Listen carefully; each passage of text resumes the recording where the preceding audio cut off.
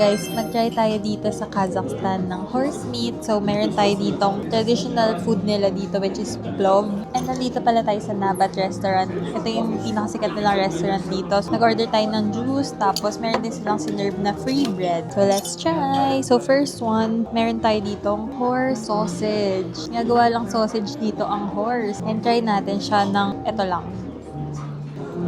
Yung sausage niya guys, very meaty. Yung parang nilagay lang sa sausage, yun na siya. Wala nang binago. Yung rice naman nito, may flavor na siya. Tapos marami ring raisins. So, may pagka-sweet yung lasa. Nice. Insert ko na dito magkano to. Nasa 3,600 tenge. So, ang total natin guys ay 9,790. Meron silang service charge na 10%. So, yan. Guys, tapos na kami kumain sa Nabat and highly recommended. Try nyo rin yung plov.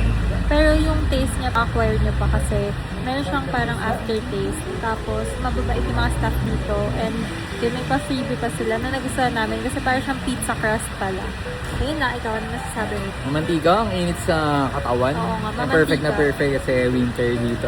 Pag winter dito, sobrang lamig. So, ngayon, sakto na yung lamig ko. Hindi na ako masyado nilalamig. Yun lang guys. Try nyo na lang dito pag pumunta kayo ng Kazakhstan.